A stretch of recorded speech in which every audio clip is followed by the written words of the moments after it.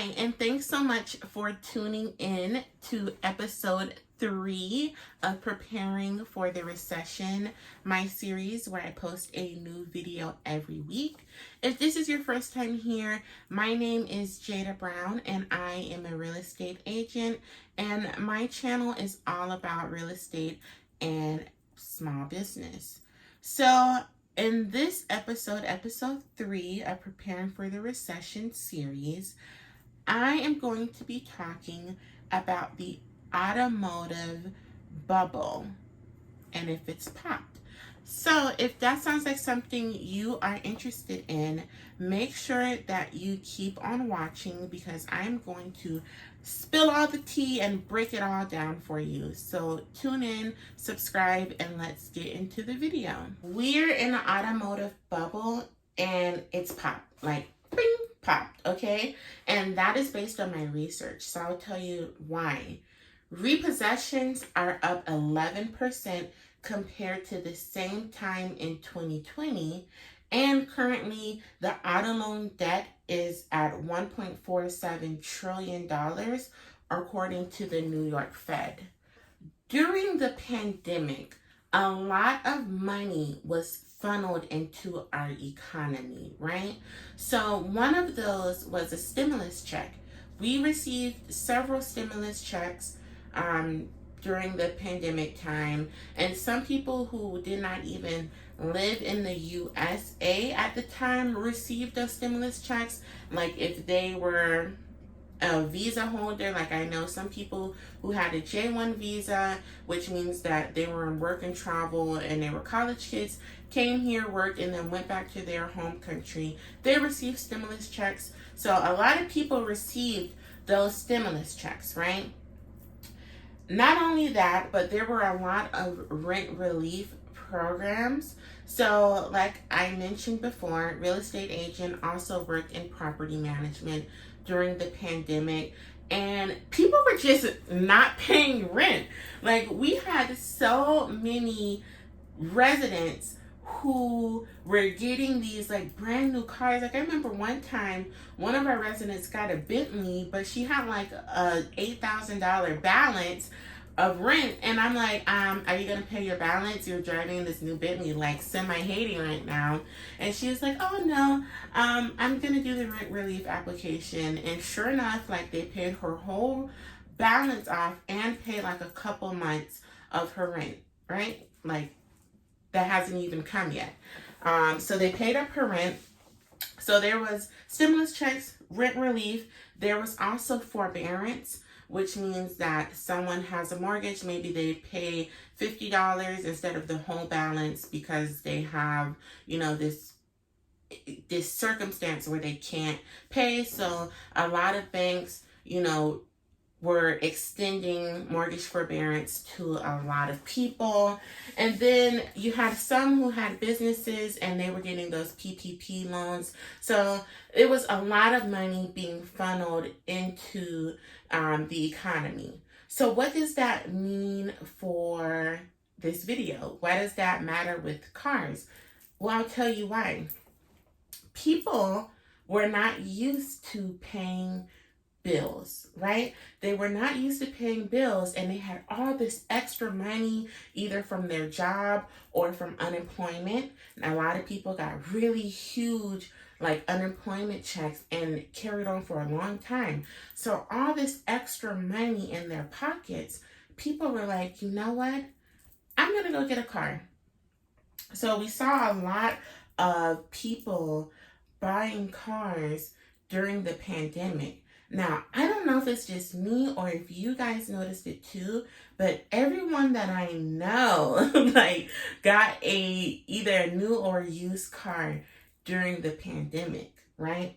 And so a lot of these banks were extending these auto loans to consumers even if they didn't have a job, because they had money coming in that they could show this large unemployment, and they were getting like extra high car loans, like even up to $1,000, or really high like interest rates, just because like they wanted to make money, right? So we saw a lot of people getting cars Now, I also want to point out that cars were hella expensive during the pandemic, still much higher than what we're used to compared to a couple of years ago, right? So car prices are really high for a few reasons. Number one, there was a lot of low inventory in new and used car markets. Okay, so that's number one. Number two, there was a shortage of semiconductors that are needed to make the equipment that's in a lot of newer cars. So there was a real shortage of semiconductors. And I know one of my friends wanted to get an Audi.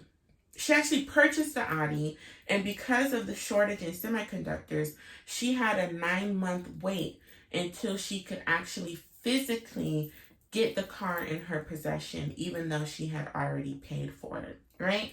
And then there were persistent supply chain issues, and that happened in every sector, not just automotive, but definitely played a huge role in why there weren't that many cars on the market. And, just supply and demand, right? The demand was way more than the supply, and that's just what happened. And this, car bubble was a huge indicator of inflation. Huge indicator of inflation, right? So they say inflation now is 8 point something percent, even though I think it's higher. But the car bubble definitely was an indicator of inflation. So to recap, people had a lot more money because of these pandemic related relief options. Plus, these cars had way more demand than there was supply, and then banks were extending these loans to subprime borrowers more than they would have a couple of years ago. So you add all that up, and it equals what's happening now, that where repossessions are up 11%. So, I mean, the numbers are here. Okay, so all of these factors is what is indicating that the car bubble is going to pop soon. So, I live in the DMV area, right? Virginia to be exact. I live in Arlington, Northern Virginia. And so I have this thing where when I'm driving, I'm always looking out the window because I just want to know what's going on in my neighborhood, especially as a real estate agent and as a businesswoman. So I'm always looking out the window, seeing new things, Googling it, writing it down, whatever. So this one particular day, I was driving in Maryland, right? Prince George's County. And there was this huge junkyard with all these newer looking cars. So like I said, DMV, if you guys know this area, they tow for anything. Literally, they tow for anything. So I'm like, all right, this is just a place where when you get your car towed, you have to pick it up. No.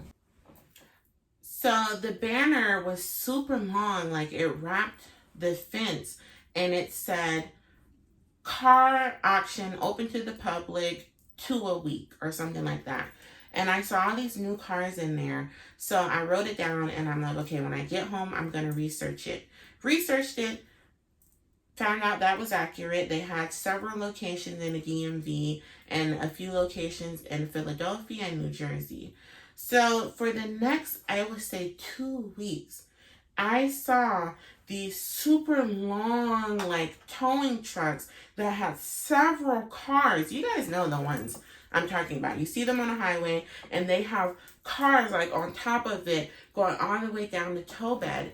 And it was the same sign on the side of the truck that I saw earlier at the fence. And I'm talking Audis, BMWs, Porsches, Chevys, new cars. So finally I went there and I asked the representative, I'm like, yo, what's going on? You guys have these auctions every other day? Why are these cars so new? I'm thinking they're going to be damaged cars that were in accidents. And he was like, we have these cars because they're getting repossessed.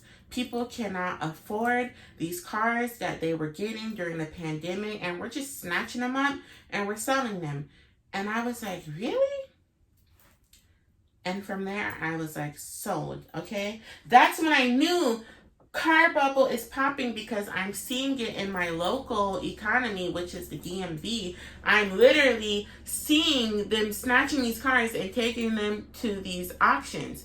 So I waited so long to make this video because I wanted to make sure that I was providing accurate content for you guys.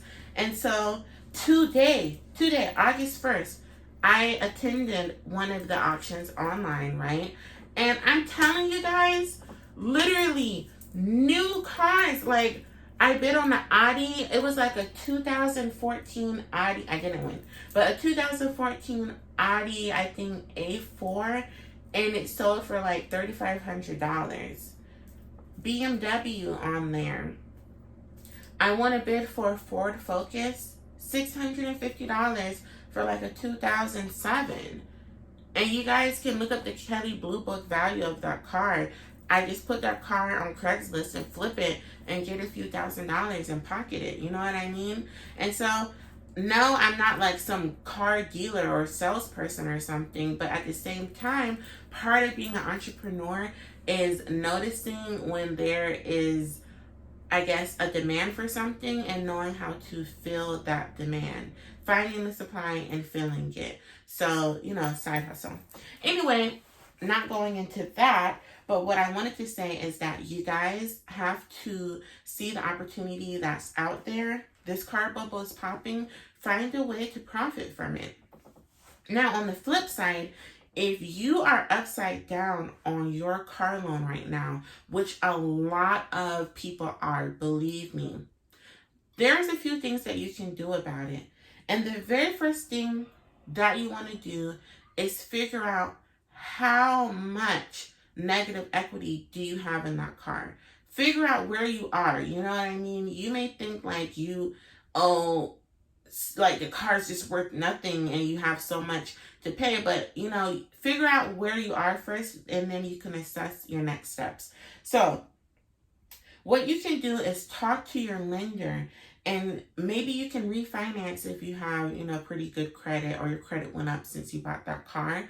Refinancing is a really great thing that you can do to lower your payment and maybe get that interest rate down. Definitely want to pay so that you don't ruin your credit, right? The next thing that you can look at doing is to sell your car for a higher price. I know that right now there's still a real demand for used cars. So it might be possible that you can sell your car for a higher price than what you owe on it, especially if you've already made some payments. You can look at making money from your car to help supplement your payments.